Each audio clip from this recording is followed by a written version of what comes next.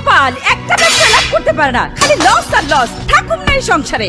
বউ শুনো, তোমার লাগা আজকে এই সংসার রসাতলে। বউ এই কানে ধরতেছি, এখন থেকে মন দিয়ে ব্যবসা করুন। খিদে লাগছে বউ, খাওন দাও। খাওয়ার লাগবে না, এক্ষুনি বাড়ি থেকে বের হও। যাইবা নাকি ঝাঁটা নিয়ে আসুন? ঝাঁটা দিয়ে ঘর ঝাড়ু দাও। আরে দোস্ত, মন খারাপ করে খারাই রেছো, চলো শহরে যাই, মোটর সাইকেল কিনবো। এত টাকা পেলে কই? মাছ মুরগি আর গরুর খামার কইরা বিরাট লাভ করছি, চলো। আমিও তো মাছ মুরগি আর গরুর খামার করি, কোনো লাভ তো নাই, খালি লস আর লস। দোস্ত তুমি কি ফিট খাও? NB feed. KNB feed. KMB agro industries limited, Bottail, Kushtia. এবারের সংগ্রাম স্বাধীনতার সংগ্রাম। আমি প্রধানমন্ত্রিত্ব চাই না, আমরা দেশের মানুষের অধিকার চাই। আর যদি একটা গুলি চলে, আর যদি আমার লোকের উপর হত্যা করা হয়, তোমাদের বর কাছে আমার অনুরোধ রইল, প্রত্যেক ঘরে ঘরে দুর্গ গড়ে তোলো। তোমাদের যা কিছু আছে তাই নিয়ে শত্রুর মোকাবেলা করতে হবে, এবং জীবনের তরে রাস্তাঘাট যা যা আছে সব কিছু আমি যদি হুকুম দেবার নাও পারি, তোমরা বন্ধ করে দেবে।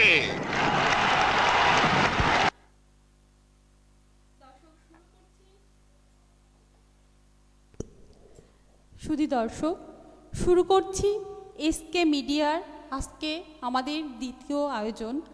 আজকে দ্বিতীয় আয়োজনে আমাদের সাথে আছেন দুজন শিল্পী, একজন তবলাবাদক, আরেকজন সঙ্গীত শিল্পী। আমাদের সাথে আরও একজন যুক্ত হবেন আমাদের সাথে, ডক্টর সরোয়ার মুর্শেদ রতন, ডিন কলা অনুষদ, ইসলামী বিশ্ববিদ্যালয় ও সাংস্কৃতিক কর্মী। আজ কবিগুরু রবীন্দ্রনাথ ঠাকুরের প্রয়াণ দিবস। আজ 22শে শ্রাবণ। আজ থেকে ৭৯ বছর আগে ১৩৪৮ বঙ্গাব্দে এই দিনে তার জীবনের অবসান ঘটে। বাঙালির সংস্কৃতি সত্তার বাতিঘর বিশ্বকবি রবীন্দ্রনাথ ঠাকুর। বর্ষা ঋতুকে নিয়ে অত্যন্ত সুন্দর সুন্দর গান তিনি রচনা করেছেন। বর্ষাকে তিনি অত্যন্ত পছন্দ করতেন। গানে, গল্পে, ছোট গল্প, প্রবন্ধ নেই কোথায় তার পদচারণা। সেই বর্ষাতেই তিনি চিরবিদায় নিলেন এই ধরাধাম থেকে। শুরুতেই আমাদের সাথে আছেন সুমি দত্ত। আমি শুরুতেই আপনার কাছে ছোট্ট একটা প্রশ্ন জানতে চাই। এই যে বিশ্বকবি রবীন্দ্রনাথ ঠাকুরের সঙ্গীতটাকে আপনি কেন বেছে নিয়েছেন? প্রথমেই বলে নিই, একেবারে শৈশব থেকে কবিগুরুকে মনে প্রাণে ধারণ করতাম, কেন জানি না। অন্য যে কোনো সঙ্গীত থেকে আমার কবিগুরুর গানটাকেই বেশি ভালো লাগতো, আর সেই থেকেই কবিগুরুর গানকে মনে প্রাণে ধারণ করি এবং চর্চা করার চেষ্টা করি। আমরা শুরুতেই আপনার কাছে জানতে চাই, আপনি আজকে আমাদের দর্শকদের উদ্দেশ্যে শুরু করবেন কোন পর্যায়ের গান দিয়ে? আচ্ছা, আমি কবিগুরুর স্মরণে আজকে তার ৬৯তম প্রয়াণ দিবসে তুমি রবে নীরবে গানটি দিয়ে শুরু করতে চাই। দর্শক, আমরা তাহলে গানে ফিরে যাচ্ছি।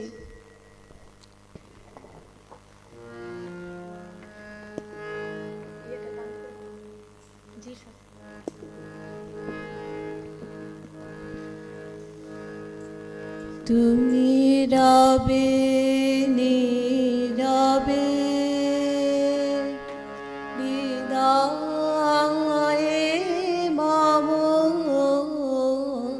তুমি রবে নীরবে নিবিড় নিভৃত পূর্ণিমা নিশীথিনী সম, তুমি রবে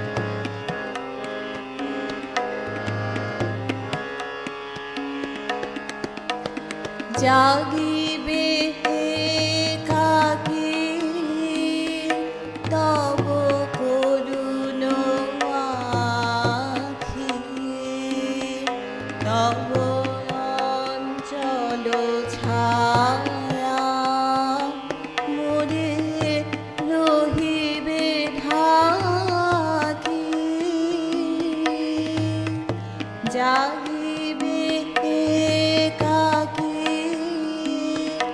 তব করুণ আখি, তব অঞ্চল ছায়া মোরে রহিবে ঢাকি, মম দুঃখ বেদনা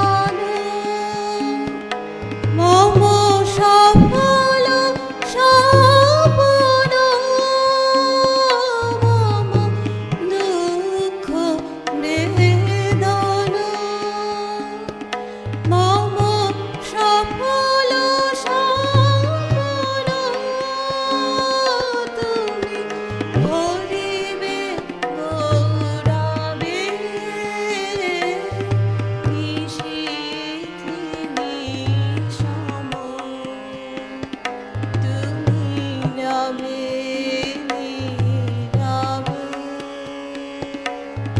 লীলায় মম, তুমি রবে নীরবে।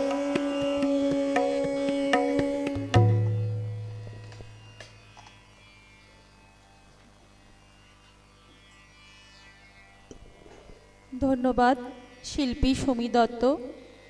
আমরা এখন ডক্টর সরোয়ার মোর্শেদ রতন স্যার, আপনার কাছে আমাদের এবার জানার আছে বিশ্বকবি রবীন্দ্রনাথ ঠাকুরকে নিয়ে আপনি অনেক ধারণ করেন আপনার ধ্যানে জ্ঞানে, আপনি আমাদেরকে সেই সম্পর্কে কিছু বলবেন।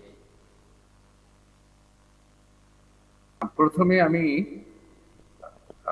এসকে টিভি আমি ধন্যবাদ জানাই যে কবিগুরু রবীন্দ্রনাথ ঠাকুরের প্রয়াণ দিবসে এরকম একটি আয়োজন করেছেন আপনারা।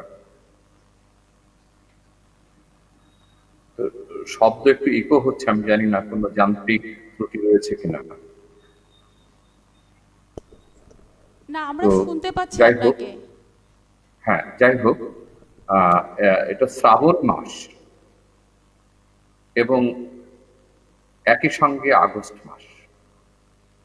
শ্রাবণ এবং আগস্ট মিলিয়ে এটি হচ্ছে আমাদের খুব বেদনার মাস, শোকের মাস, বিমর্ষতার মাস। বাঙালির তিনজন শ্রেষ্ঠ সন্তান কবিগুরু রবীন্দ্রনাথ, হাজার বছরের শ্রেষ্ঠ বাঙালি জাতির জনক বঙ্গবন্ধু শেখ মুজিবুর রহমান, এবং আমাদের জাতীয় কবি এবং কবি কাজী নজরুল ইসলামের প্রয়াণ দিবস এই আগস্ট এবং শ্রাবণ জুড়ে। তো প্রথমেই আমি এই তিন মহৎ প্রাণের প্রতি আমার গভীর শ্রদ্ধা নিবেদন করছি। আপনি যেভাবে জানতে চাইছেন যে রবীন্দ্রনাথকে আমি কিভাবে ধারণ করি, আসলে প্রত্যেক মানুষ তার মতো করে অন্য কোনো মহৎ শিল্পী বা প্রতিভাকে ধারণ করে, এবং এই ধারণ করাটা ব্যক্তি ব্যক্তি ক্ষেত্রে আলাদা আলাদা হয়ে যায়। এটা ঠিক একজনের ধারণ করার সঙ্গে, একজনের উপলব্ধির সঙ্গে আরেকজনের উপলব্ধি হয়তো মানে মেলানো যাবে না, তুলনা করা যাবে না, পরিমাপও করা যাবে না। এটা তো খুব মানে বিমূর্ত ব্যাপার। রবীন্দ্রনাথ যেভাবে আমি রবীন্দ্রনাথে মগ্ন হয়েছি, রবীন্দ্রনাথকে আত্মস্থ করতে পেরেছি কিনা জানি না, আমি রবীন্দ্রনাথে মগ্ন হওয়ার চেষ্টা করেছি, রবীন্দ্রনাথে একটুখানি ডুব দেওয়ার চেষ্টা করেছি। প্রথমত আমি একজন সাংস্কৃতিক কর্মী, এবং সেই সাংস্কৃতিক চর্চা করতে গিয়ে খুব অল্প বয়সে সাংস্কৃতিক সংগঠন করতে গিয়ে সঙ্গীতের প্রতি আকর্ষণ, সেই আকর্ষণ থেকে নানা ধরনের গানের প্রতি আমার ভালো লাগা তৈরি হয়। এটা আমি মানে উদিতির সঙ্গে যুক্ত আছি এবং দীর্ঘদিন ধরে স্বাভাবিক স্বভাবতই আমি গণমানুষের যে সঙ্গীত, গণসঙ্গীত, সেটি আমাকে খুব আকৃষ্ট করত। সেই নজরুলের গান এবং বিশেষ করে রবীন্দ্রনাথের গান আমাকে আকৃষ্ট করেছিল, সেটি আমার খুব বালক বয়সে। পরবর্তীকালে আমি সাহিত্যের চেয়ে বাংলা সাহিত্যে পঠন করেছি, এবং আমার পেশাগত জীবনও এই সাহিত্য পড়ানো। আর বিশেষভাবে উল্লেখ চাই যে আমি রবীন্দ্রনাথ নিয়ে একটু ছোট কাজ করার চেষ্টা করেছি, সেটি আমার পিএইচডি গবেষণা, রবীন্দ্রনাথের শিক্ষা আদর্শ ও তত্ত্ব প্রয়োগ। বিশেষ করে এই উচ্চতর গবেষণা করতে গিয়ে, পিএইচডি গবেষণা করতে গিয়ে আমি রবীন্দ্রনাথকে আরো বিশেষভাবে উপলব্ধি করেছি, অনুভব করেছি, এবং সেই সঙ্গে শিক্ষার্থীদের পাঠদান শিক্ষার্থীদের কাছ থেকে নানা প্রশ্নের মুখোমুখি হয়ে রবীন্দ্রনাথকে বহুমাত্রিক ভাবে খোঁজার চেষ্টা করেছি, বোঝার চেষ্টা করেছি, ব্যাখ্যা করার চেষ্টা করেছি শিক্ষার্থীদের সম্পর্কে। সুতরাং এই সব কিছু মিলিয়ে আমি রবীন্দ্রনাথ অগ্নতা এবং আমি একটু গান করার চেষ্টা করে থাকি, সেটি রবীন্দ্রসঙ্গীত। রবীন্দ্রনাথের গানের বাণী যেটি, রবীন্দ্রনাথের গানের সুরের তো বৈচিত্র্য আছে, সেখানে নানা ধরনের শোধিত হয়েছে। রবীন্দ্রনাথ কীর্তনাঙ্গের সুরে গান রচনা করেছেন, বাউল সুরের গান রচনা করেছেন। রবীন্দ্রনাথ বিভিন্ন ভারতবর্ষের বিভিন্ন প্রদেশের গান ভেঙে ভাঙা গান তৈরি করেছেন, অর্থাৎ সুরটা রেখেছেন ঠিক, কিন্তু নিজে ওখানে কথা বসিয়েছেন। এমনকি পাশ্চাত্য সঙ্গীতের সুরেরও রবীন্দ্রনাথের কোনো কোনো গানে প্রভাব পড়েছে। আমি চিনি গো চিনি তোমার ওগো বিদেশে, এই গানের শুনলে বোঝা যায় যে গানের সুরের মধ্যে এবং গানের সুরের দোলার মধ্যে, আরো কষ্ট করে বললে গানের ছন্দের মধ্যে পাশ্চাত্য সুরের প্রভাব স্পষ্ট হয়ে ওঠে। সুতরাং এই যে বহু ধরনের সুরের ব্যবহারের পাশাপাশি রবীন্দ্রনাথ, এবং এমনকি রবীন্দ্রনাথের গানে একই গানে রবীন্দ্রনাথ একাধিক রাগ ব্যবহার করছেন, কিন্তু হয়তো রাগের কোনো রাগই হয়তো প্রবল ভাবে প্রকাশিত নয়, কিন্তু খুব প্রচ্ছন্ন ভাবে একাধিক রাগ রয়ে গেছে। এবং যে কারণে রবীন্দ্রনাথের গানের স্বাদ কিন্তু একটু আলাদা ধরনের, অন্যদের মতো নয়। এটা গেল সুরের দিক। কিন্তু রবীন্দ্রনাথের যেটি বেশি আকৃষ্ট করে আমাকে এবং হয়তো অন্যদেরকেও, সেটি হচ্ছে রবীন্দ্রনাথের গানের বাণী।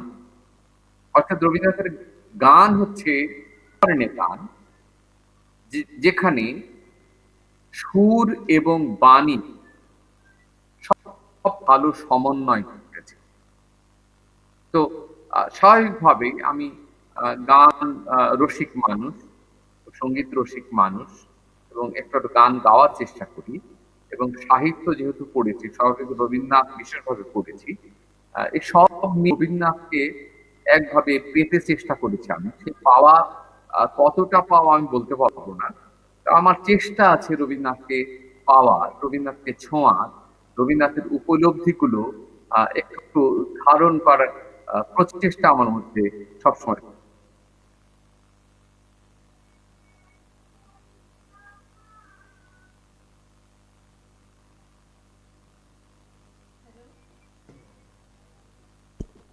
হ্যালো,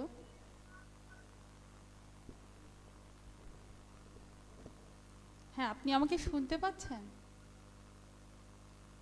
না, আমি শুনতে পাচ্ছি, জি। হ্যাঁ, এই যে আপনি বলছেন আপনি গানকেও ধারণ করেন, আপনি গান করেন, আপনি কি আমাদের দর্শকদের কিছু শোনাতে চান? না, আমি তো আজকে কথাই শোনাবো, আজকে তো গান শোনাবো না। আমরা কি দু লাইন গান শুনতে পারি? না না না, আজকে আমি কথা বলতে এসেছি, আজকে এইভাবে গাওয়া ঠিক হবে না। কারণ হচ্ছে মানে গান যে গানই করবো। আচ্ছা, আমরা আপনার কাছে কি আবার আসতে পারি, নাকি আপনি আমাদের সাথে হ্যাঁ, থাকছেন কিনা? একটা গান শুনে নিই, তারপরে আমি একটু ধন্যবাদ। কথা তাহলে বলি। আমরা আবার আসছি। আপনার কাছে আমাদের অনেক জানার আছে। আমরা রবীন্দ্রনাথ ঠাকুর সম্পর্কে আপনার কাছে আবার জানবো। আমরা এখন গানে যাচ্ছি। এবারে আমি সুমিত, তুমি এবার কি ধরনের গান আমাদের দর্শকদের উপহার দিতে চাও? হ্যাঁ, আমি কবিগুরুর খুবই কমন একটি গান, পূজা পর্যায়ের গান, আমি কান পেতে রই। খুবই এই গানটি সুন্দর শোনাতে একটা গান, চাচ্ছি। আমরা উপভোগ করব।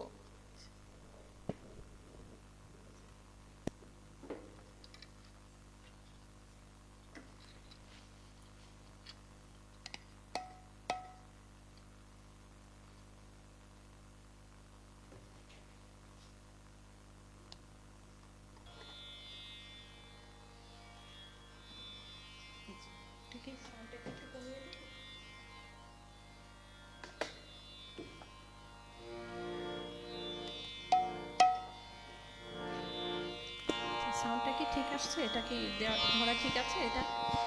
এটা কি ঠিক আছে?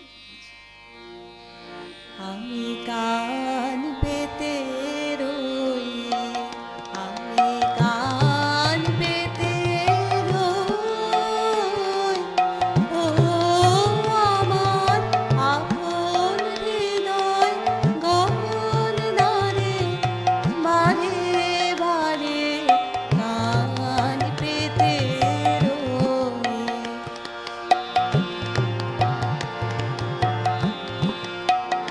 কোন গোপন বাঁশির কান্না হাসির গোপন কথা শুনি বারে বারে বারে কান পেতে রই।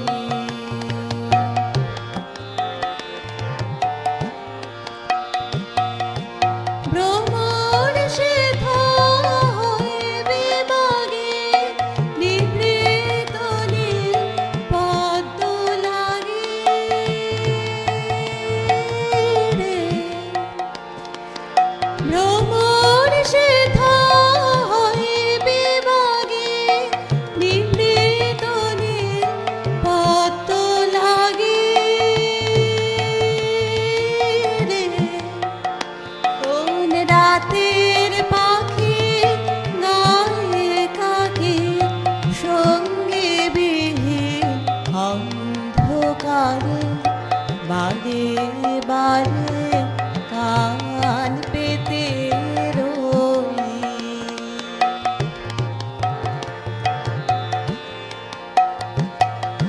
কে সে মোর,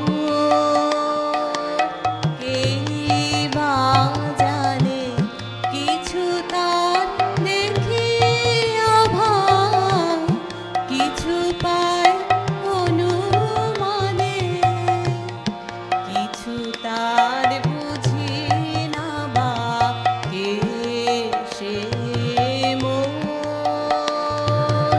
কেই বা জানে কিছু তার দেখিয়া ভাই, কিছু পায় অনুমানে, কিছু তার বুঝি না বা মাঝে মাঝে তার বড়তা আমার ভাষায় ভাই কি কথা রে।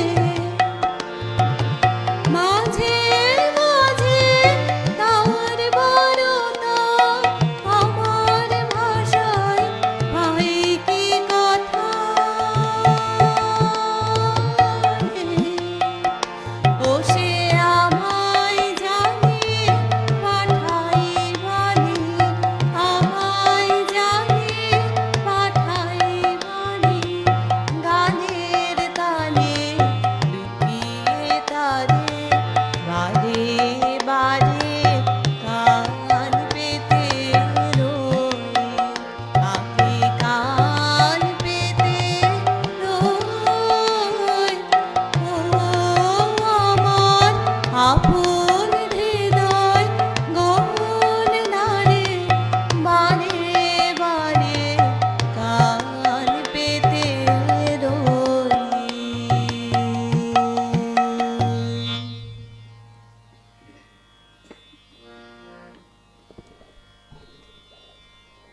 ধন্যবাদ সুমি দত্ত, অনেক সুন্দর একটা গান পরিবেশন করার জন্য।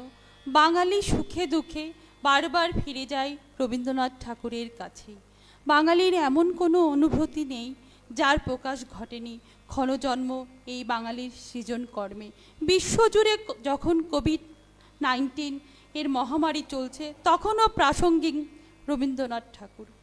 জীবদশায় তিনি প্লেগ, ম্যালেরিয়া প্রভৃতির বীভৎস রূপ দেখেছেন। প্লেগ সচেতনতায় রাস্তায় নেমেছিলেন, যুক্ত হয়েছিলেন হাসপাতাল নির্মাণ কাজে, আর যা লিখেছিলেন তা এখনও প্রাসঙ্গিক। তিনি লিখেছিলেন, ম্যালেরিয়া, প্লেগ, দুর্ভিক্ষ কেবল উপলক্ষ মাত্র, তাহারা বাহ্য লক্ষণ মাত্র, মূল ব্যাধি দেশের মজ্জার মধ্যে প্রবেশ করিয়াছে।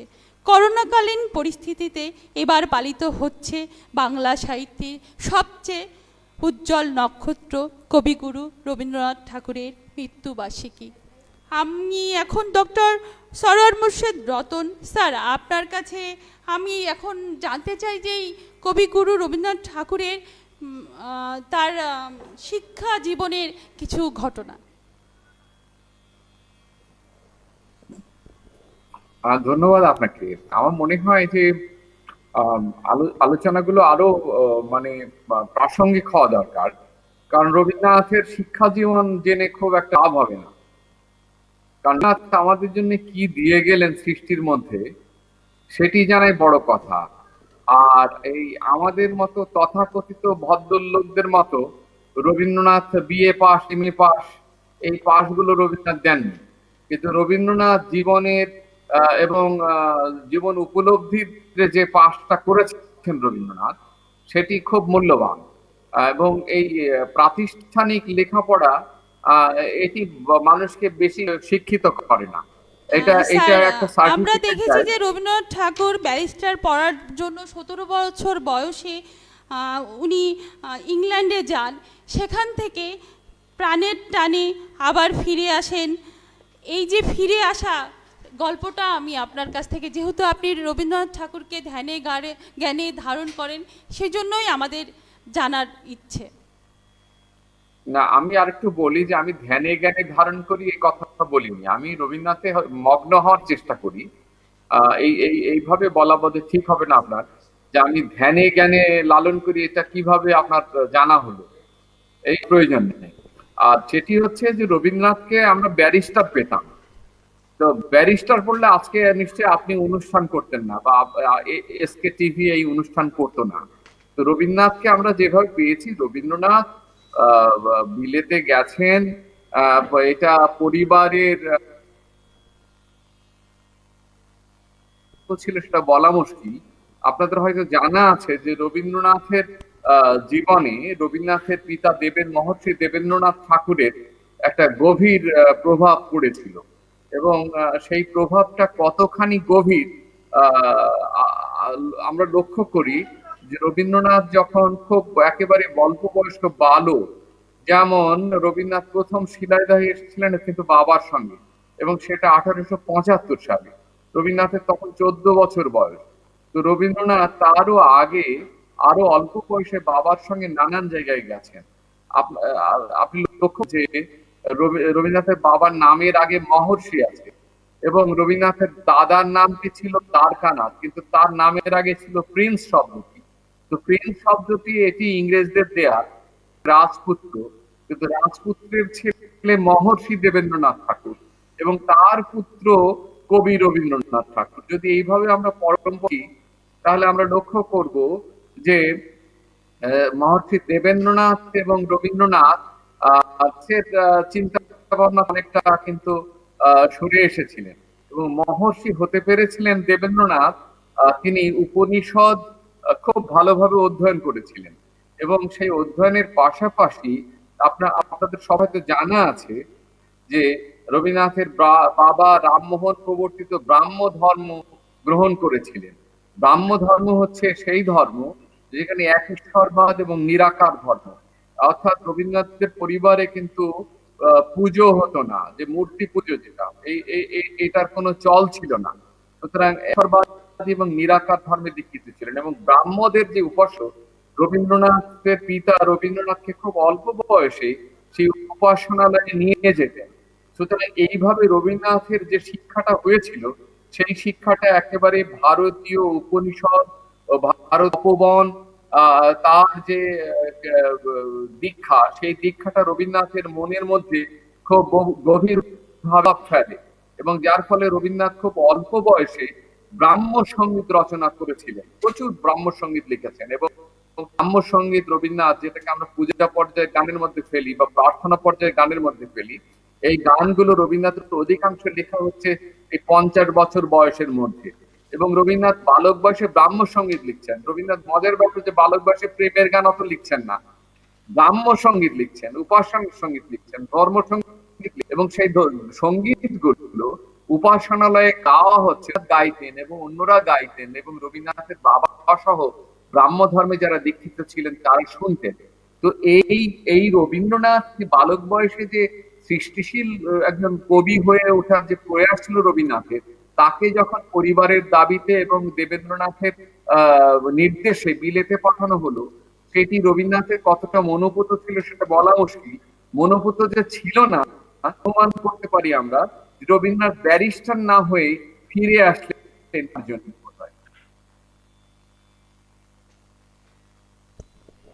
ধন্যবাদ স্যার আপনাকে। আমরা আবারও আপনার কাছে আসব। আমরা এখন গানে ফিরে যাচ্ছি। এবারে সুমি দত্ত আমাদেরকে কোন পর্যায়ে গান শোনাবে? একটু আগে স্যার বলছিলেন যেটা, যে রবীন্দ্রনাথের একটি গানের মধ্যে আমরা বেশ কিছুর আগের কিছু কিছু গান আছে যে মিশ্র হয়ে যায়, কিছু কিছু রাগ মিলেমিশে একাকার হয়ে যায়, এরকম একটি গান খুবই এখানেও পাশ্চাত্যের সুরের প্রমাণ পাওয়া যায়। পুরানো সেই দিনের কথা, এখানে মিশ্র ভূপালী রাগের পরিচয় পাওয়া যায়। তো ওই গানটি আমি করব।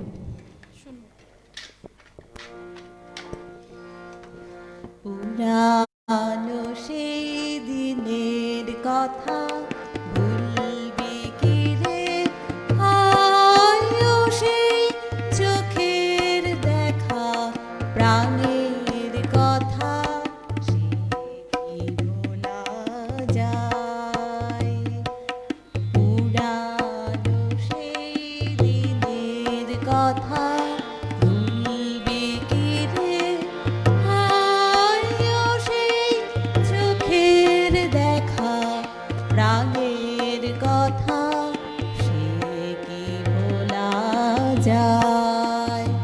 আই আরেকটি বার আই রে সখা প্রাণের মাঝে, আই মোরা সুখের দুঃখের কথা কব, প্রাণ জুড়াবে তাই। মোরা ভোরের বেলা ফুল তুলেছি, দুলেছি দোলায়, বাজিয়ে বাঁশি গান গেয়েছি বকুলের তলায়। হাই মাঝে হলো ছাড়া ছাড়ি, গেলেম কে কোথায়, আবার দেখা চুরি হলো সখা প্রাণের মাঝে হায়। পুরানো সেই দিনের কথা ভুলবি কি রে, হায় সেই চোখের দেখা প্রাণের কথা, সে কি ভোলা যায়। ধন্যবাদ। বাংলা ভাষা ও সাহিত্যকে রবীন্দ্রনাথ ঠাকুর পৌঁছে দিয়েছে অনন্য উচ্চতায়। বিশ্ব দরবারে চিনিয়েছেন বাংলা ভাষাকে, ছিনিয়ে এনেছেন সাহিত্যের নোবেল। বাংলা ভাষার সর্বকালের সর্বশ্রেষ্ঠ কবি রবীন্দ্রনাথ ঠাকুর। তাকে কখনো গুরুদেব, কখনো কবিগুরু, কখনো আবার বিশ্বকবি অধিহাত ভূষিত করা হয়। আজ তেমনই একজন কবির মৃত্যুবার্ষিকী। আমরা আজকে তাকে স্মরণ করছি। আমি আবারও গানে যেতে চাই। এবারে আমরা কোন পর্যায়ের গান শুনব? এবারে আমি কবিগুরুর প্রিয় একটি ঋতু বর্ষার একটি গান করব। এটাও খুবই জনপ্রিয় গান, বাদল দিনের প্রথম শুনছি।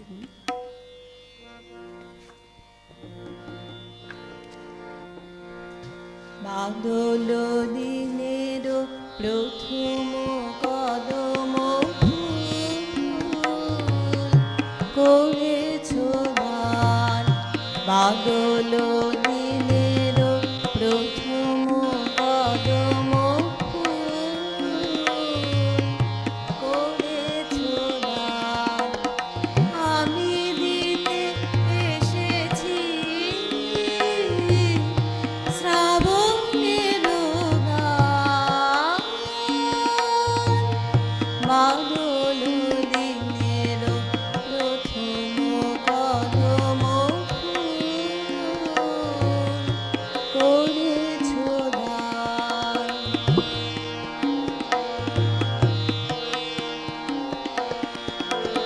মেঘের ছায়া অন্ধকারে রেখেছি ঢেকে তারে,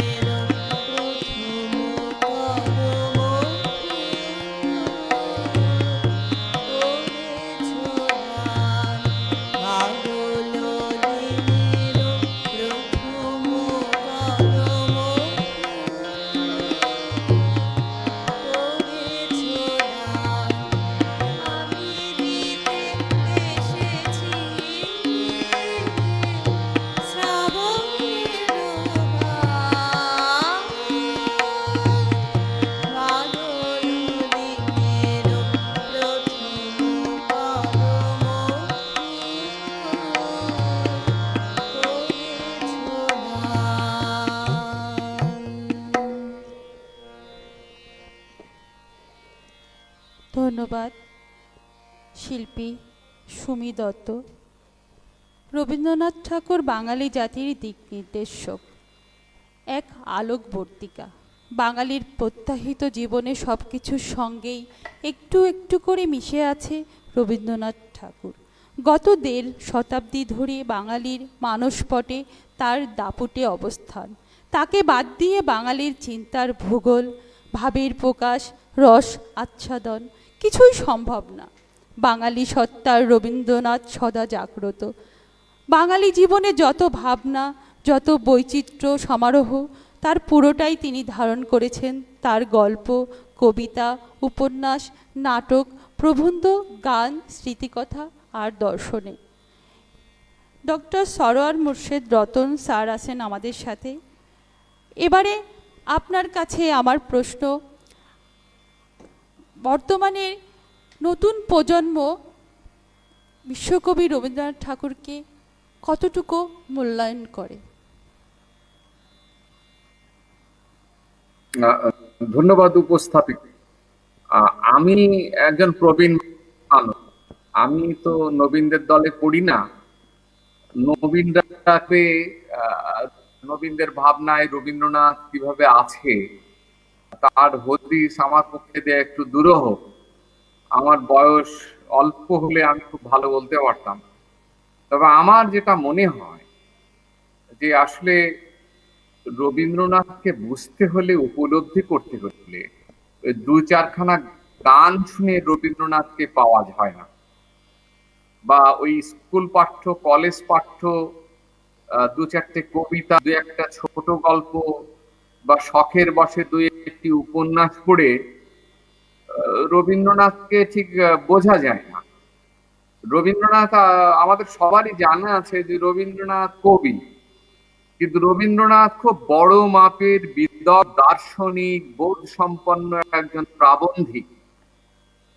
তার গদ্য যে রচনা বলি, উপন্যাস গল্প বাদ দিয়ে চিঠিপত্র, তার ভ্রমণ কাহিনী, স্মৃতি কথা, প্রবন্ধ, নিবন্ধ, এই সব মিলিয়ে রবীন্দ্রনাথের এক বিপুল গদ্য রচনাবলী রয়েছে। এই গদ্য রচনাবলীর মধ্যে যে রবীন্দ্রনাথ লুক্কায়িত আছেন, অর্থাৎ লুকিয়ে আছেন, যে রবীন্দ্রনাথের বইগুলো রয়েছে, চিন্তার যে স্রোতধারাগুলো রয়েছে, সেইগুলোর সঙ্গে এই স্কুল পড়ুয়া, কলেজ পড়ুয়া শিক্ষার্থীদের পরিচয় হয় না। এই তরুণেরা হয়তো গায়, আজ জ্যোৎস্না রাতে সবাই গেছে বনে, কিংবা ভালোবেসে সখী নিভৃতে যতনে আমার নামটি লিখো তোমার মনের মন্দিরে, এই ধরনের রোমান্টিক ভাবনার বোধের গানের সঙ্গে তারা পরিচিত। সুতরাং রবীন্দ্রনাথ যে চিন্তাশীল রবীন্দ্রনাথ, যে রবীন্দ্রনাথ সমাজ নিয়ে ভেবেছেন, যে রবীন্দ্রনাথ শিক্ষা চিন্তা করতে গিয়ে শিলাইদহে গৃহ বিদ্যালয় করেছিলেন, এবং 19 সালে যে গৃহ বিদ্যালয়টিকে শান্তিনিকেতনে নিয়ে গিয়ে ব্রহ্মচর্যাশ্রম বিদ্যালয় করেছিলেন, এবং সেই ব্রহ্মচর্যাশ্রম পরবর্তীকালে 1921 সালে বিশ্বভারতী হয়েছিল, এবং রবীন্দ্রনাথের শিক্ষা চিন্তা, শিক্ষার ক্ষেত্রের সঙ্গে যুক্ত হয়ে কর্মচিন্তা, সেটির ফলাফল হচ্ছে 1924 সালে শ্রীনিকেতন, যেটা শান্তিনিকেতন কিলোমিটার দূরে। সেই রবীন্দ্রনাথের সঙ্গে তরুণদের কোনো পরিচয় নেই, সেই রবীন্দ্রনাথের সঙ্গে তরুণদের কোনো যোগাযোগ নেই। শিক্ষা চিন্তক রবীন্দ্রনাথ, সমাজ চিন্তক রবীন্দ্রনাথ, মানে অসাম্প্রদায়িক ভাবনার মানবীয় রবীন্দ্রনাথ, সেটি তো কটি গান শুনে সেই রবীন্দ্রনাথের পরিচয় পাওয়া যায় না। বা প্রতিশরে রবীন্দ্রনাথ যে কৃষি বিঘটা পেয়েছিলেন, এই কৃষি বিপ্লবে ভাবনার পেছনে রবীন্দ্রনাথের যে সমাজ ভাবনা ছিল, পল্লী ভাবনা ছিল, পল্লী উন্নয়ন ভাবনা ছিল, সেই ভাবনাগুলোর সঙ্গে তো আমার তরুণ সমাজের যোগ নেই। সুতরাং রবীন্দ্রনাথের গানের ঢেউ, সুরের ঢেউ তরুণদের কাছে পৌঁছয়, কিন্তু আস্ত গোবিন্দ্রনাথ সঙ্গে এই প্রজন্ম কতটা যোগাযোগ আমার একটু সন্দেহ আছে। রবীন্দ্রনাথকে তরুণেরা কতটা পাচ্ছে, কতটা ধারণ করে, এটা আমি একটু সন্দেহ পোষণ করি। ধন্যবাদ স্যার আপনাকে, আপনি থাকছেন আমাদের সাথে। আমি শিল্পী সুমি দত্ত, এবারে আমাদেরকে আপনি কি শোনাবেন?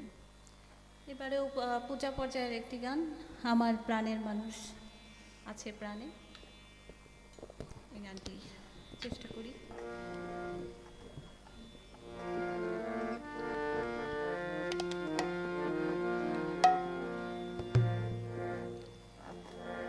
আমার প্রাণের মানুষ আছে প্রাণে, তাই হেরি তাই সকল খানে।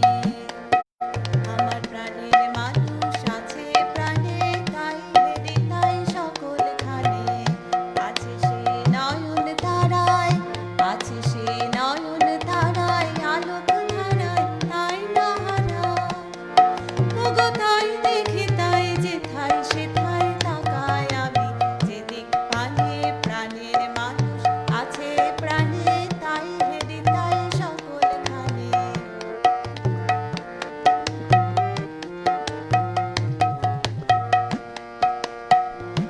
আমি তার মুখের কথা শুনবো বলে গেলাম কোথাও, আমি তার মুখের কথা শুনবো বলে গেলাম কোথাও। শোনা হলো না, হলো না, আজ ফিরে এসে নিজের দেশে, ফিরে এসে নিজের দেশে এই যে শুনি, শুনি তার বাণী আপন গানে। প্রাণের মানুষ আছে প্রাণে, তাই হেরি তাই সকল খানে।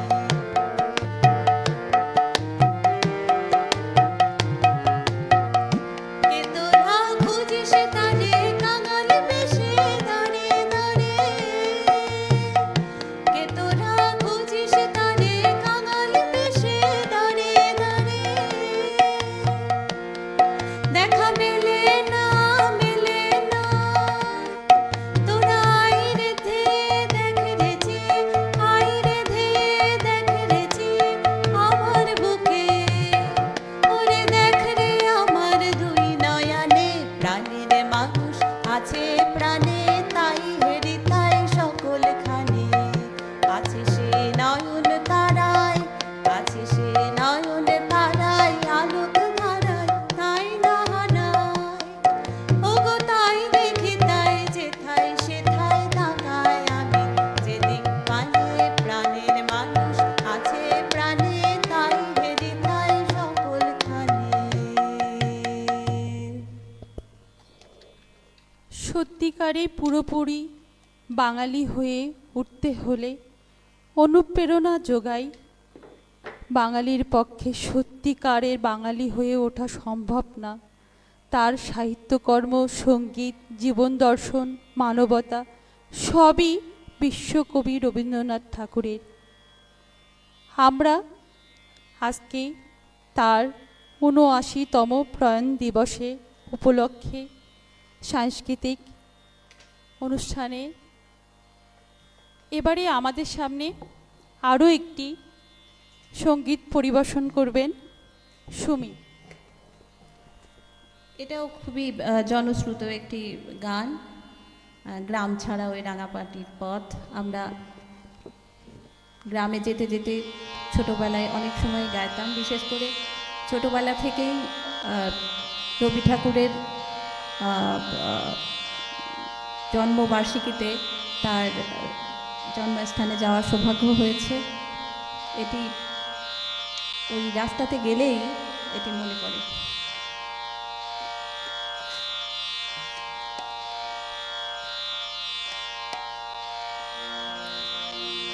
নাম ছাড়া ওই রাঙা মাটির পথ আমার মন ভুলায় রে। গ্রাম ছাড়া ওই রাঙা মাটির পথ আমার মন ভুলায় রে। ওরে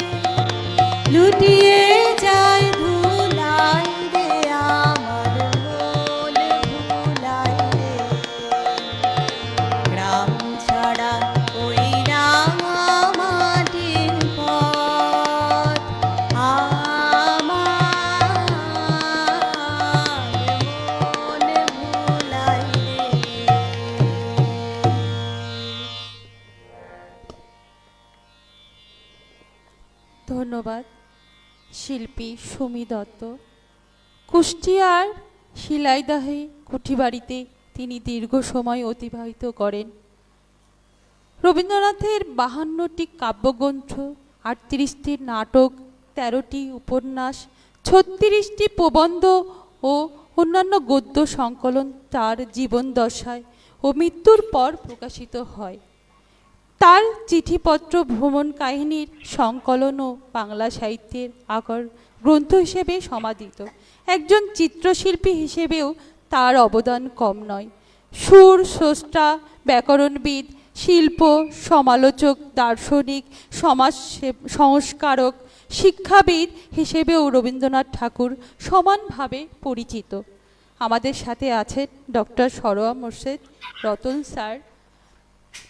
আপনার কাছে আমার এবারের জানার, আমরা বিশ্বকবি রবীন্দ্রনাথ ঠাকুরকে কতটুকু আমাদের তার কর্মকাণ্ডের কতটুকু আমরা ধারণ করতে পেরেছি, আমরা কতটুকু দিক নির্দেশনা তার কর্মকাণ্ডের ভিতর থেকে দেখতে পাই কিংবা আমরা স্মরণ করি।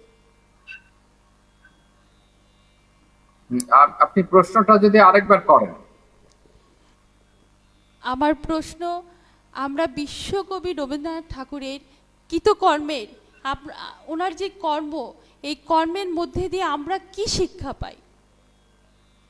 হ্যাঁ, এবার পরিষ্কার আমি বুঝতে পারলাম। আমি আগে ঠিক ভালো বুঝতে পারি নাই।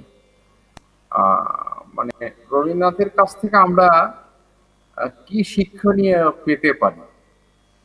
প্রথম কথা হচ্ছে যে বাঙালিদের ব্যাপারে রবীন্দ্রনাথ খুব খুশি ছিলেন না, এবং আপনি জানেন যে রবীন্দ্রনাথ যখন শান্তিনিকেতনে নোবেল পুরস্কার পাওয়ার খবর এলো, তার আগে রবীন্দ্রনাথকে নানা সমালোচনায় জর্জরিত করা হয়েছিল। কিন্তু যেই রবীন্দ্রনাথ নোবেল পেয়ে গেলেন, কলকাতা থেকে ট্রেন বোঝাই করে সবাই শান্তিনিকেতনে হাজির হয়ে গেলেন। তো রবীন্দ্রনাথ খুব একটা সন্তুষ্ট হতে পারেননি এই হঠাৎ মানে তার পদক পাওয়াতে লোকজনের গর্ব হওয়াটাই। কারণ যে লোকগুলো রবীন্দ্রনাথকে কদিন আগে পছন্দ করতো না।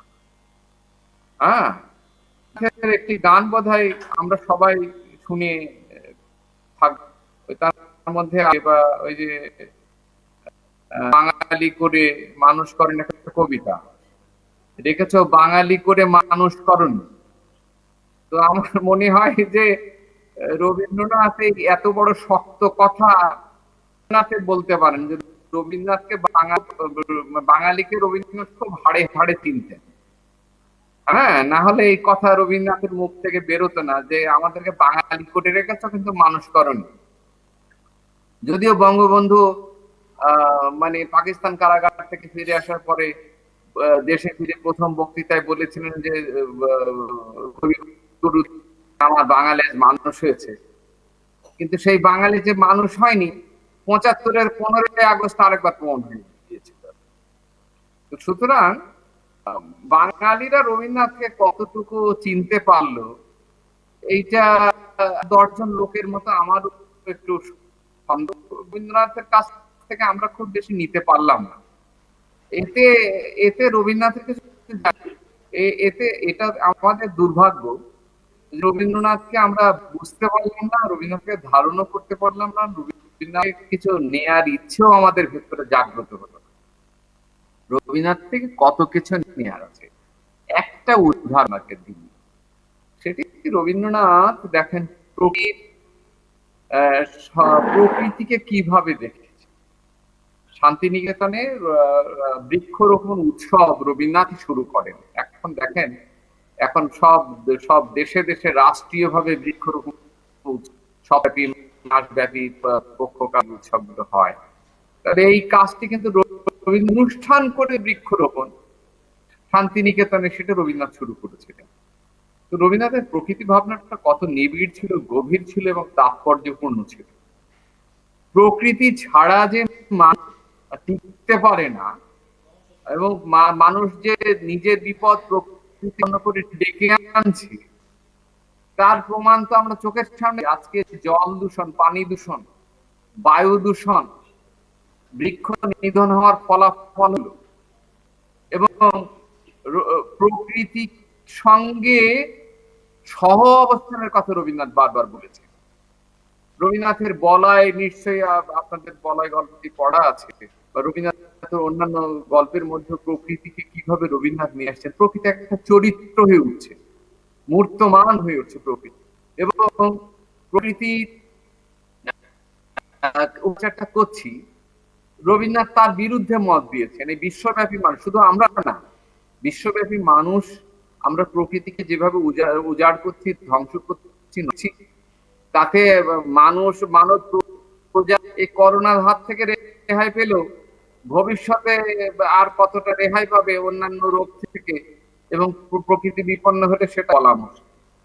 সুতরাং রবীন্দ্রনাথ থেকে আমাদের শিক্ষার তো শেষ নেই। রবীন্দ্রনাথ যে শিক্ষা চিন্তা করলেন, রবীন্দ্রনাথ যে শান্তিনিকেতনে দেখুন নাটককে অধ্যয়নের বিষয় করলেন, নাট্যকলাকে, সঙ্গীতকে অধ্যয়নের বিষয় করলেন, এবং নৃত্য কলা অধ্যয়নের বিষয় করলেন।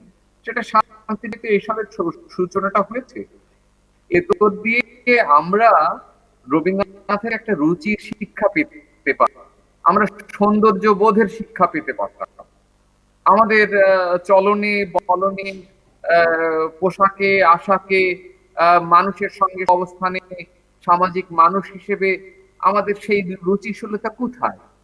তাকে প্রকাশে, তার তো প্রকাশ নেই। আমরা সাম্প্রদায়িক, এখন কতটা মানে হিংস্র, রাজনৈতিক পট পরিবর্তন হলে এগুলো বাংলাদেশের সংখ্যালঘু মানুষেরা বুঝতে পারে যে আমরা আমরা আমরা রবীন্দ্রনাথের কাছ থেকে কিছুই শিখিনি, আমরা বাঙালি হয়ে থাকলাম, মানুষ হলাম না। এই যে দুর্ভাগ্যের, রবীন্দ্রনাথকে যদি একটু রবীন্দ্রনাথের কাছ থেকে একটু নিতে পারতাম, একটু যদি আংশিক ভাবে শিখতে পারতাম, তাহলে আমরা বাঙালি হওয়ার সাথে সাথে খানিকটা মানুষ হতে পারতাম। তো এই হচ্ছে আমার ধারণা। আমি হয়তো আমার কথাবার্তা খুব অসংলগ্ন মনে হতে পারে আপনাদের, কিন্তু আমি রবীন্দ্রনাথকে এইভাবেই বুঝেছি আর কি। রবীন্দ্রনাথ পড়তে গিয়ে, রবীন্দ্রনাথ চর্চা করতে গিয়ে অল্প একটু রবীন্দ্রনাথ পড়েছি, কিন্তু রবীন্দ্রনাথকে এইভাবে বুঝেছি। তাতে খুব বেশি কিছু নিতে পারিনি। নিতে পারলে আমরা খুব রুচিশীল বাঙালি, আমরা খুব সৌন্দর্য পিয়াসী বাঙালি হতাম, এবং আমরা বোধহয় সত্যি সত্যি মানুষ হয়ে উঠতে পারতাম। ধন্যবাদ, অসংখ্য ধন্যবাদ স্যার আপনাকে। আমরা আবারও গানে যাচ্ছি। এবারে সুমি দত্ত আমাদেরকে কি শোনাবেন? এবারেও আমি বর্ষার একটি গানই শোনাবো, যদিও এটা গীতবিতানের আমাদের 6টি ঋতুর মধ্যে শরতের যে অন্তর্গত গানগুলো আছে সেখানেই লিপিবদ্ধ আছে, যদিও আমরা এটা বর্ষার গান হিসেবেই জানি। পাগলা হাওয়ার বাদল দিনে। পাগলা হাওয়ার বাদল দিলে পাগল আমার মন জেগে ওঠে। পাগলা হাওয়ার বাদল দিলে পাগল আমার মন জেগে ওঠে। চেনা সোনার কোন বাইরে সেখানে পথ নাই নাই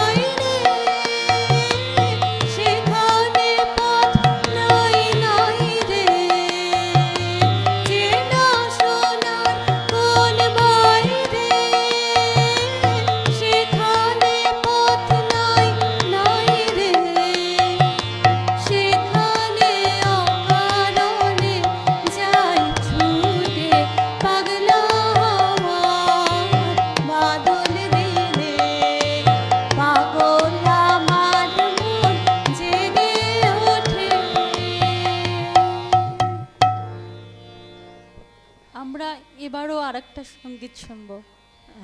আরেকটা, তাহলে বর্ষারই আরেকটা গান গাই।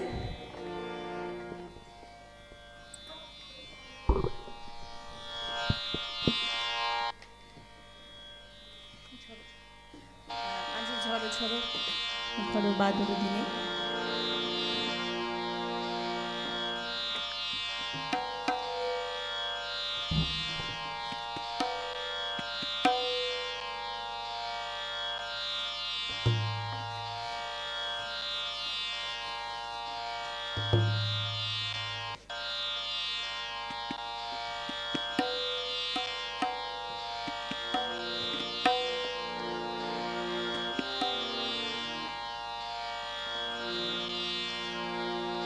আজি ঝড়ো ঝড়ো মুখর বাদর দিনে, আজি ঝড়ো ঝড়ো মুখর বাদর দিনে, জানিলে জানিলে কিছুতে কেন যে মন লাগে না, ঝড়ো ঝড়ো মুখর বাদর দিনে, আজি ঝড়ো ঝড়ো মুখর বাদর দিনে।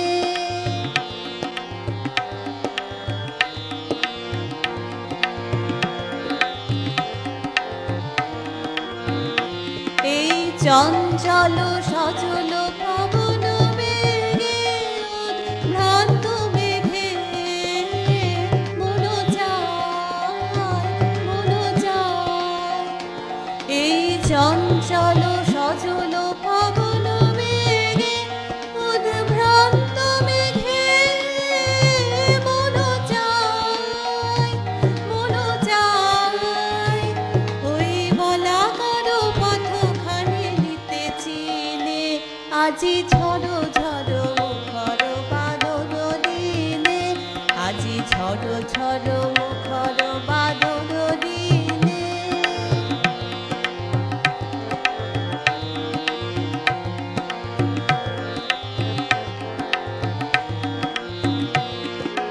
মেঘমল্লারে সারা দিল মান, বাজে ঝরনার গান, বাজে ঝরনার গান। মেঘমল্লারে সারা দিল মান, বাজে ঝরনার গান, বাজে ঝরনার গান। মনোহারাবার আজি বেলা, পথ ভুলিবার খেলা, মন চায় মনোহারাবার আজি বেলা, পথ ভুলিবার খেলা, মন চায় হৃদয় জড়াতে কারো চিরঋণী, আজি ঝড়ো ঝড়ো মুখর বাদর দিনে, আজি ঝড়ো ঝড়ো মুখর বাদর দিনে। জানিলে জানিলে কিছুতে কেন যে মন লাগে না, ঝড়ো ঝড়ো মুখর বাদর দিনে, আজি ঝড়ো ঝড়ো মুখর বাদর দিনে। 1941 সালে 6ই আগস্ট বাংলা 1348 বঙ্গাব্দের 22শে শ্রাবণ কলকাতার জোড়াসাঁকোর ঠাকুর বাড়িতে 80 বছর বয়সে রবীন্দ্রনাথ ঠাকুর পরলোক গমন করেন। প্রবল অনুরাগ, অকুণ্ঠ শ্রদ্ধার আসনে অধিষ্ঠিত রবীন্দ্রনাথ ঠাকুর বাঙালির প্রাণের মানুষ। যতদিন যাচ্ছে রবীন্দ্র দর্শন উজ্জ্বল থেকে উজ্জ্বল নক্ষত্র হচ্ছে মানুষের মননে, মস্তিষ্কে আর জীবনাচারে। এবারে ডক্টর সরোয়ার মোর্শেদ স্যার, আপনার কাছে আমার আজকের অনুষ্ঠানের শেষ প্রশ্ন। আমরা আজ যেই দিনটি পালন করছি, এই দিনটি করোনা মহামারীর কারণে কখনো ভার্চুয়াল কখনো অ্যাকচুয়াল এভাবেই পালন করছি। আপনি এই দিনটি কিভাবে পালন করলেন? এটা প্রশ্নটা কি আমার? আপনাকে শব্দ ঠিকমতো আপনাকে আসছে জানতে না। চাচ্ছি যে আপনি মানে আপনার দিনটা আজকে আমার কিভাবে পালন 22শে করলেন? শ্রাবণ, 22শে মানে শ্রাবণ। আপনি আপনি জানতে চাই আমার 22শে শ্রাবণ আহ, কেমন গেল। তো এগুলো খুব ব্যক্তিগত প্রসঙ্গ, তো এগুলো মানুষের কাছে কম উন্মোচিত হয় ভালো, কারণ আমি এমন কোনো বিখ্যাত মানুষ নই যে আমার ব্যক্তিগত জীবন নিয়ে মানুষের অনল থাকবে। তবে 22শে শ্রাবণ তো না, রবীন্দ্রনাথ আমার কাছে একদিনের কোনো প্রিয়জন নয়। রবীন্দ্রনাথ আমার কাছে সারা বছরের প্রিয়জন। 365 দিনের রবীন্দ্রনাথ আমার, এবং আমার যদি এভাবে বলি তাহলে খুব ধৃষ্টতা হবে যে আমি 365 দিনই রবীন্দ্রনাথকে নিয়ে চলি। সুতরাং 22শে শ্রাবণ আলাদা করা খুব মুশকিল। হ্যাঁ, যে আমি অন্যদিন রবীন্দ্রনাথকে স্মরণ করি না, শুধু 22শে শ্রাবণ করি, কারণ তা কিন্তু নয়। এইরকম হয়তো কিছু মানে কি বলবো যে বেহিসেবি ভোলা মন মানুষ আছে যারা রবীন্দ্র প্রেমী, এরকম হতে পারে। তাদেরকে ঠিক মানে কি বলা যাবে, মানে এটা খুব ভাষায় প্রকাশ করা মুশকিল যে খুব রবীন্দ্র প্রেমিক আর কি, এইভাবে বলা যায়।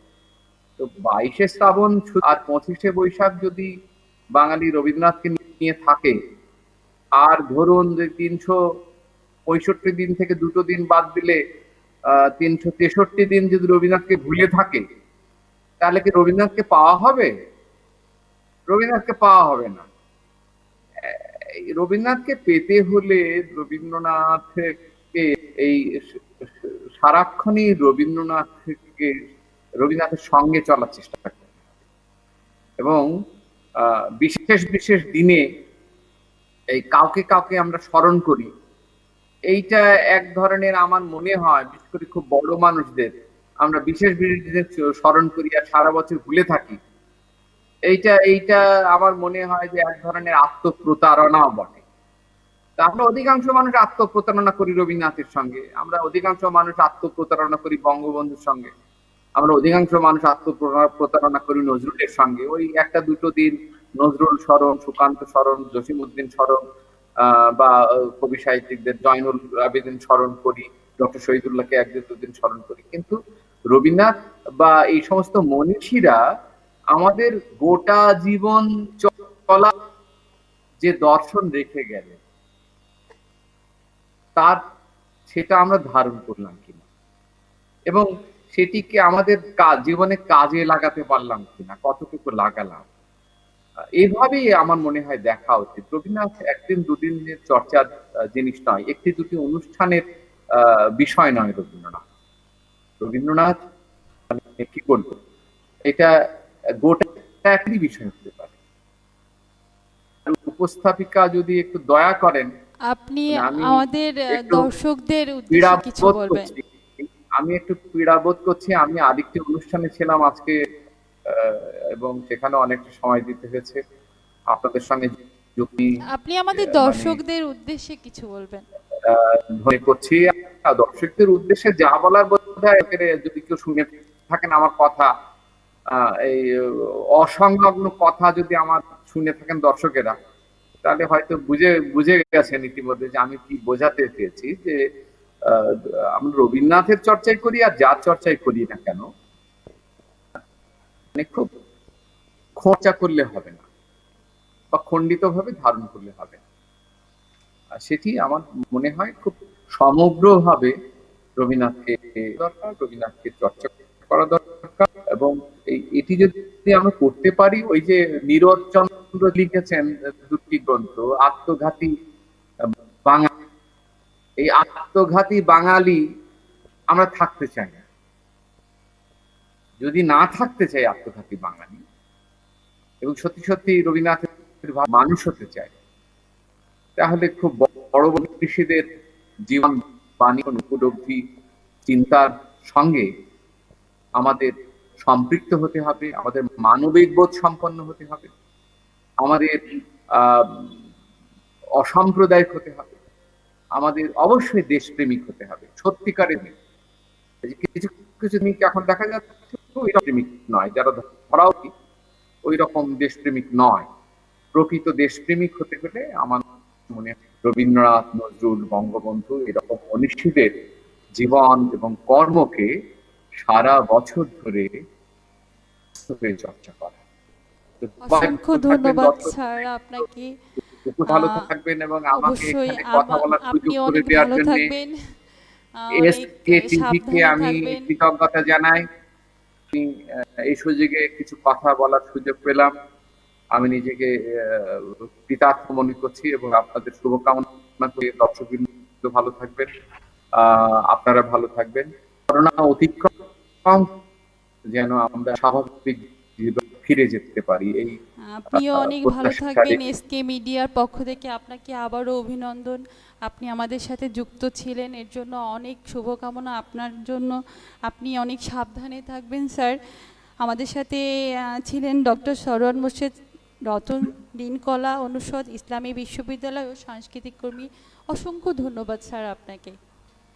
আমরা ধন্যবাদ, এবারে শুভরাত্রি। গানে ফিরে যাচ্ছি।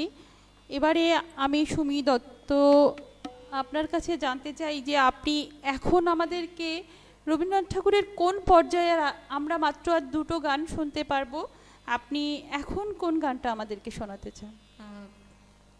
আমি কবিগুরুর স্বদেশ পর্যায়ের আরেকটি গান করি। নিশ্চয়।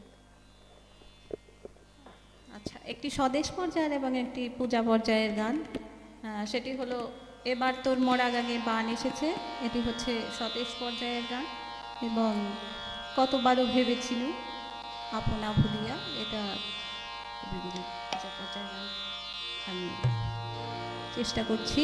এবং ধন্যবাদ এসকে টিভিকে, ধন্যবাদ আপনাকে এবং যারা যারা এত কম সময়ের মধ্যে এরকম একটি অনুষ্ঠানের আয়োজন করেছেন, এটা সত্যি প্রশংসার দাবি রাখে। আমি আবারও ধন্যবাদ জ্ঞাপন করছি সমগ্র টিমটাকে আমাকে এরকম একটি সুযোগ দেওয়ার জন্য। আসলে আমি এরকম মানে এরকম কি বলবো, এতটাই আমি আবেগ আপ্লুত হয়েছি যে আমি ভাষা পাচ্ছি না। আবার ধন্যবাদ আপনাকেও। আমরা অনেক অল্প সময়ের মধ্যে আপনাকে পেয়েছি।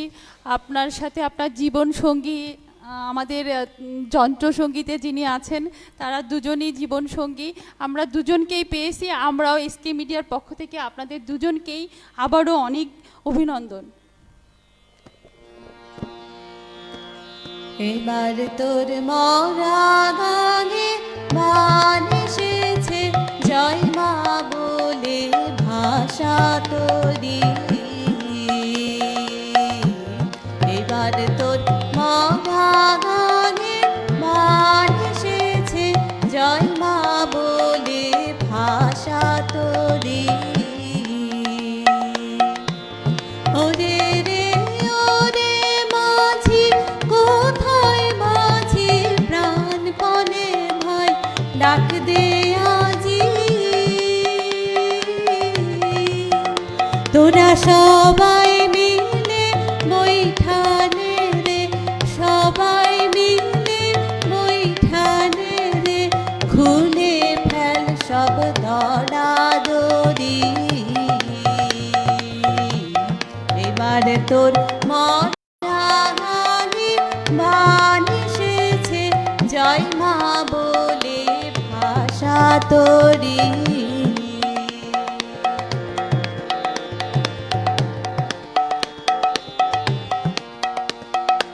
দিনে দিনে বাড়ল দেনা, ও ভাই করলি রে কেউ বেচাকে না।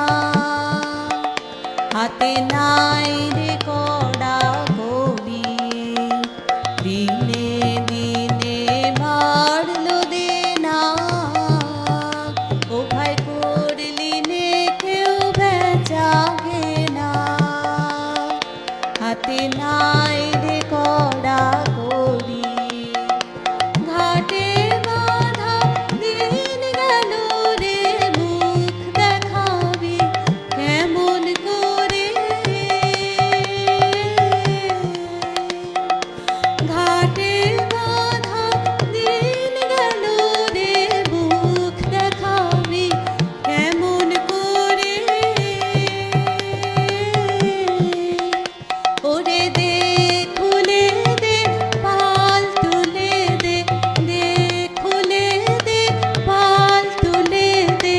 যা হয় হবে বাঁচি মরি,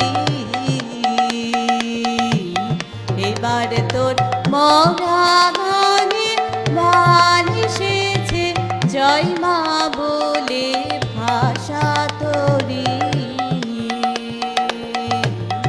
ওরে রে ওরে মাঝি কোথায় মাঝি প্রাণপণে ভাই ডাক দে আজি, তোরা দে খুলে দে পাল তুলে দে, দে খুলে দে পাল তুলে দে, যা হয় হবে বাঁচি মরি,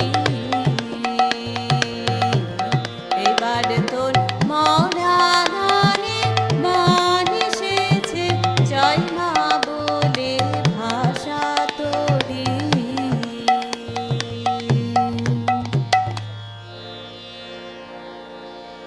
এবারে শেষ গানে চলে যাচ্ছি। আরেকটি কথা বলতে চাই, সেটা হচ্ছে যে এই করোনাকালীন সময়ে আমাদের সমগ্র দেশের সমগ্র অঞ্চলের ডক্টরেরা যেভাবে তাদের প্রাণকে বাজি রেখে আমাদের সেবায় নিয়োজিত হয়েছেন, আসলে এই গানটার মধ্যে যেন আমি তাদেরকেই খুঁজে পাচ্ছিলাম।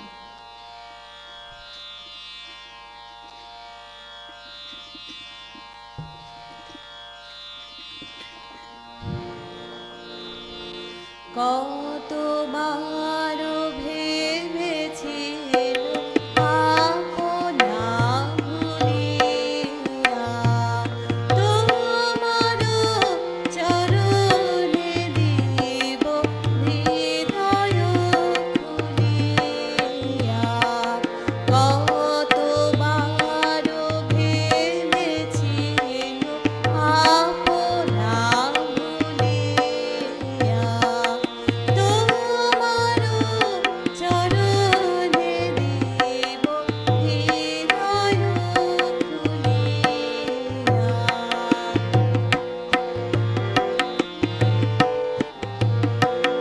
চরণে ধরিয়া তব কহিব প্রকাশী, গোপনে তোমারে সখা কত ভালোবাসি, ভেবেছিনু কোথা তুমি স্বর্গের দেবতা, কেমনি তোমারে কব প্রণয়ের কথা,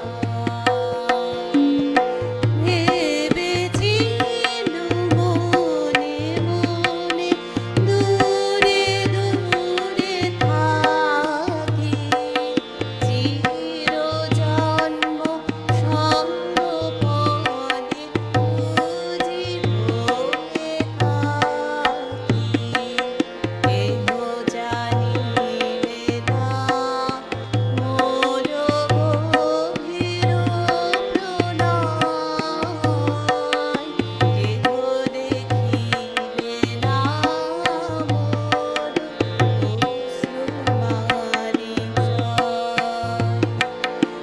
আপনি আজিকে যাবে শুধাইছ আসি, কেমনে প্রকাশে কব কত ভালোবাসি,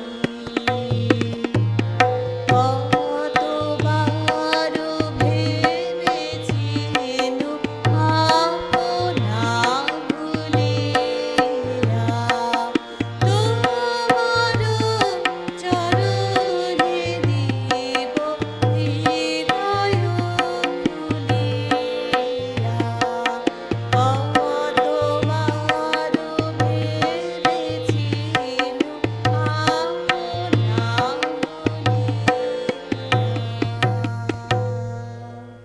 সুধী দর্শক, আজ 22শে শ্রাবণ, বিশ্বকবি রবীন্দ্রনাথ ঠাকুরের ৭৯তম প্রয়াণ দিবস। মহাকালের চেনা পথ ধরে প্রতি বছর 22শে শ্রাবণ আসে। বিশ্বব্যাপী রবীন্দ্র ভক্তদের কাছে 22শে শ্রাবণ দিনটি শোকের, শূন্যতার। রবীন্দ্র কাব্য সাহিত্যের বিশাল একটি অংশ যে পরমার্থের সন্ধান করেছিলেন, সেই পরমার্থের সঙ্গে তিনি মলিন হয়েছিলেন এই দিনে। আজকে আমাদের সাথে দুজন সম্মানিত অতিথি ছিলেন। শিল্পী সুমি দত্ত, পেশায় একজন শিক্ষিকা। তবলায় ছিলেন তন্ময় চক্রবর্তী, পেশায় একজন চাকুরিজীবী। তারা দুজনই তাদের জীবন সঙ্গী। আমরা তাদের দুজনকে পেয়ে এসকে টেলিভিশনের অনেক কৃতজ্ঞ তাদের প্রতি। আপনাদের দুজনকে এসকে মিডিয়ার পক্ষ থেকে শুভেচ্ছা, অভিনন্দন। আপনারা সবাই ভালো থাকবেন, সুস্থ থাকবেন। আগামীতে আপনাদেরকে আবারও আমরা আমাদের মাঝে পাবো এই প্রত্যাশায় আজকের মতো দর্শক শুভরাত্রি। আপনাদেরও অনেক শুভেচ্ছা, অভিনন্দন, শুভকামনা, অনেক অনেক অভিনন্দন এসকে টিভির জন্য। এসকে টিভি যেন অনেক দূর যায় এই কামনায় রইল। ধন্যবাদ সবাইকে, নমস্কার।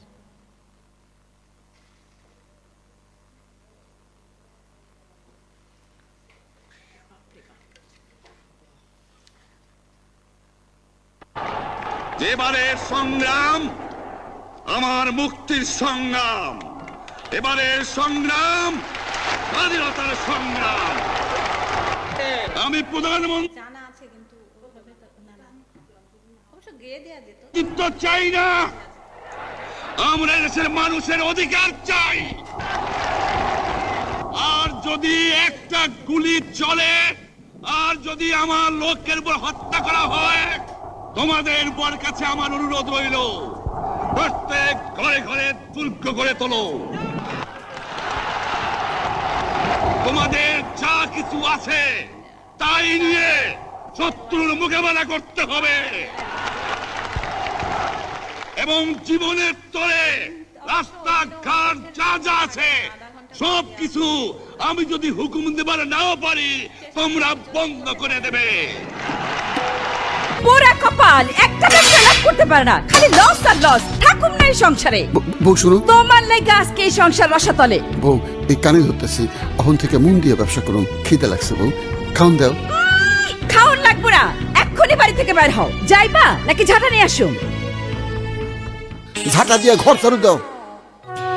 আরে দোস্ত, মন খারাপ করে খারাই রয়েছো, চলো শহরে যাই, মোটর সাইকেল কিনবো। এত টাকা পেলে কই? মাছ মুরগি আর গরুর খামার কইরা বিরাট লাভ করছি, চলো। আমিও তো মাছ মুরগি আর গরুর খামার করি, কোনো লাভ তো নাই, খালি লস আর লস। দোস্ত তুমি কি ফিট খাও? NB feed. KNB feed. KNB agro industries limited, Bottail, Kushtia.